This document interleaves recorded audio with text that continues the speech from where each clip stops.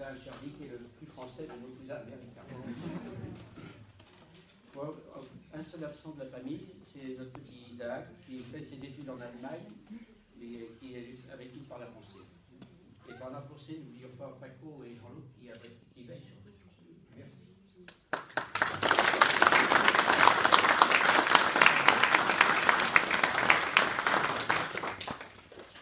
Nous sommes tous réunis aujourd'hui pour rendre honneur à Louis et son parcours militaire exceptionnel pendant la Seconde Guerre mondiale.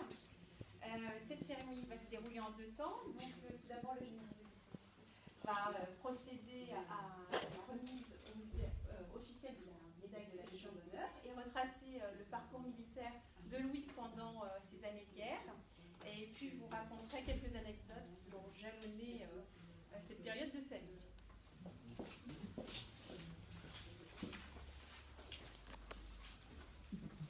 Bien. Sergent-chef, non, pour le moment, peut-être signé un peu. Je me réjouis de voir autant de monde rassemblé, et même venant des États-Unis, si j'ai bien compris.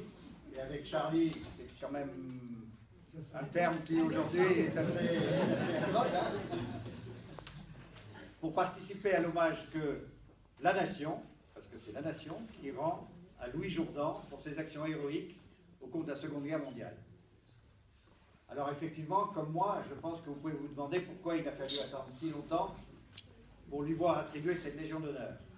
Mais je me suis aperçu, en discutant avec sa famille et en regardant ses papiers militaires, qu'il avait déjà été l'objet de plusieurs témoignages de reconnaissance importants de la nation, mais que sa modestie faisait qu'il ne les mettait pas en avant et que donc beaucoup n'étaient pas au courant. J'ai tenu aujourd'hui, alors que vu mon âge, je suis retraité de l'armée, j'ai tenu aujourd'hui à me mettre en uniforme et à sortir mon uniforme de général, que je n'avais pas sorti d'ailleurs depuis que j'ai été mis à la retraite, pour bien marquer que cette haute distinction est attribuée au sergent-chef, puisque c'était ça à l'époque, Louis Jourdan, à titre militaire. Et d'ailleurs, je voudrais vous lire la lettre qu'il a reçue du ministre de la Défense, Jean-Yves Le Drian, à Breton, c'est pas loin, hein. Monsieur, par décret du président de la République pris sur ma proposition, vous avez été nommé au grade de chevalier dans l'ordre national de la Légion d'honneur. Cette distinction vient récompenser votre engagement et les qualités dont vous avez fait preuve au cours du second conflit mondial pour permettre la libération du territoire national. Il m'est agréable de vous adresser toutes mes félicitations. Je vous prie de croire, monsieur, à l'expression de mes sentiments les meilleurs, signé Jean-Yves Le Drian. Participation au conflit mondial pour permettre la libération du territoire national. C'est quelque chose d'important. Alors Louis Jourdan est né le 11 décembre 1920 et il s'est engagé dès le 8 mai 1939, donc calculé, il n'avait même pas 19 ans, afin de défendre son pays contre l'agression allemande. Il était déjà breveté pilote et titulaire d'un CAP de mécanicien auto-aviation. Et c'est donc tout naturellement qu'il a été affecté dans l'armée de l'air à la base aérienne 106 à Bordeaux. Il rejoint rapidement, à partir de là, le nord de la France. Et c'est alors qu'il est en garnison à Gravelines qu'il est blessé le 15 mai 1940 et évacué sur l'hôpital de Lille, où malheureusement il est fait prisonnier le 25 mai. Les Allemands repèrent d'ailleurs immédiatement ses qualités professionnelles et le font travailler comme mécanicien dans un dépôt de véhicules à Beauvois en Cambrésis. Il était finalement relativement tranquille, mais il avait envie de se battre, et donc, pour continuer le combat, il veut continuer le combat, et il s'évade le 28 janvier 1941. Il traverse à pied clandestinement les marais de la Somme, et sous une fausse identité, il rejoint Paris en train, puis Le Mans, d'où il était originaire. Et là, au Mans, où il ne pouvait pas rester trop longtemps parce qu'il était évadé et les Allemands étaient là, bien entendu. Grâce aux bonnes relations qu'il avait gardées avec son ancien employeur, il trouve un passeur qui lui fait traverser la ligne de démarcation pour rejoindre la zone libre, où là, immédiatement, il se réengage à nouveau dans l'armée de l'air, à Pau, puis est muté à Vichy à l'état-major. Il sert à Vichy comme conducteur des véhicules gazogènes pour les généraux et les colonels de l'état-major. Un spécialiste du gazogène, il n'y en avait pas tant que ça à l'époque, non seulement pilote, mais spécialiste des brevets. En novembre 1942, Lorsque les Allemands envahissent la zone libre, donc il n'y a plus de ligne de démarcation, les Allemands débarquent dans le sud de la France, l'ensemble des éléments de l'état-major part en Algérie, pour continuer le combat en Algérie, mais le caporal, puisqu'il a été nommé caporal à ce moment-là, Louis Jourdan, ne suit pas l'état-major en Algérie, et à la demande de sa hiérarchie, il reste en France pour s'engager dans les services de renseignement. Donc il est resté comme clandestin en France pour travailler au profit des Français.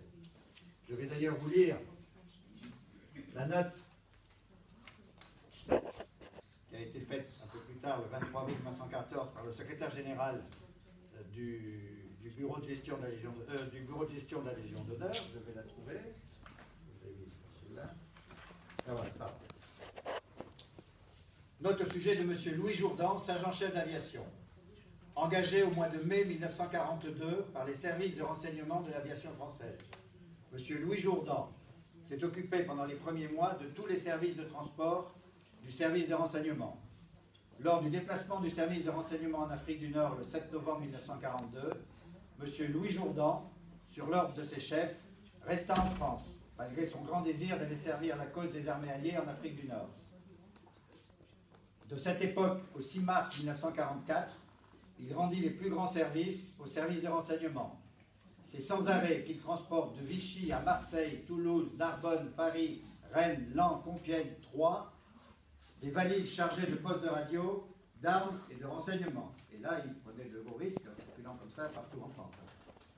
Grâce à lui, des liaisons permanentes purent être faites avec les différents postes et les différents agents du service de renseignement. Ses chefs directs lui témoignèrent de grands éloges lors de son arrivée en Angleterre et en Afrique du Nord et le récompensèrent en lui accordant la croix de guerre avec palme. Par son attitude, pendant plus de 2 ans en France, Louis Jourdan montra les plus belles qualités morales.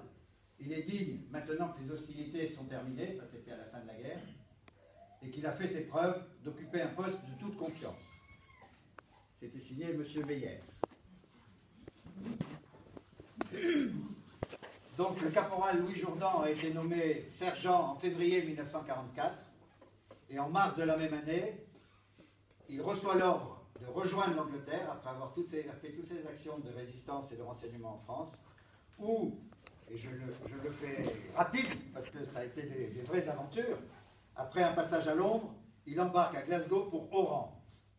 Arrivé en Algérie, les Alliés se disputent ses services, puisqu'il est obligé de passer les visites d'aptitude médicale de pilote dans les 3 armées de l'air, françaises, britanniques et américains. Et comme d'habitude, c'est toujours les Américains qui gagnent. Il est sélectionné pour suivre un cours de pilote en Alabama. Et d'ailleurs, on peut voir ici la photo. Il embarque en Algérie le 13 juin 1944. Donc vous voyez, 7 jours après le débarquement du 6 juin. Donc les transports à ce moment-là en bateau étaient encore très dangereux. Il embarque pour New York. La traversée dure 21 jours en convoi, sous la menace des sous-marins, toujours présents bien entendu. Il va ensuite suivre le stage Advanced Training, donc avancé, le stage supérieur, en Caroline du Sud, et il termine même, après s'être blessé, un accident du travail, là pour le coup, s'être blessé, à être instructeur dans ce stage, donc ça montre ses compétences, pendant 6 mois. Il est finalement démobilisé en février 1946, après avoir été nommé sergent-chef le 31 décembre 1945. Les actes de bravoure de Louis Jourdan ont déjà été soulignés par l'attribution de la croix de guerre à l'ordre de l'armée, que je vais vous lire. Alors pour ceux qui ne me connaissent pas, et à part toi et moi, je crois qu'on n'est pas très nombreux, il faut savoir que la croix de guerre à l'ordre de l'armée, la palme, c'est la croix de guerre la plus importante que l'on puisse avoir. Je le dis très modestement, moi j'ai un certain nombre de croix de guerre, mais je n'ai pas la palme, je n'ai pas ce niveau-là. Donc c'est vraiment là ce qu'on peut avoir de plus important. Alors sa citation, c'est « blessé, prisonnier évadé, volontaire pour servir en Afrique comme pilote, et resté au service de renseignement en novembre 1942 malgré ses préférences personnelles. A exécuté de nombreuses missions de liaison au péril de sa vie, plein d'allant, de bonne humeur. Il a participé à plusieurs opérations de parachutage et d'atterrissage clandestin. La présente citation comporte l'attribution de la croix de guerre avec palme, et c'est signé du général Giraud. Pour ceux qui connaissent leur histoire, le général Giraud, c'est un grand monsieur. Et j'en profite d'ailleurs pour signaler ici qu'il a reçu un témoignage de satisfaction que vous pourrez voir et qui est signé du maréchal Montgomery. Ça aussi, ça nous dit quelque chose. C'est pas du petit personnel, hein, c'est vraiment au plus haut niveau qu'il a été reconnu. On peut rappeler aussi que le 31 décembre 1948, donc après la guerre, il s'est vu décerner la médaille militaire, qui là aussi, pour ceux qui ne le sauraient pas, est la plus haute décoration que l'on peut donner à un sous-officier. Il était sergent-chef de réserve à ce moment-là, et donc c'est une médaille très importante.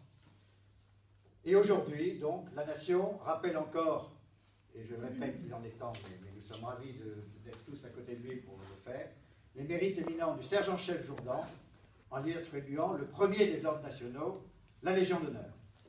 Si vous voulez bien vous lever.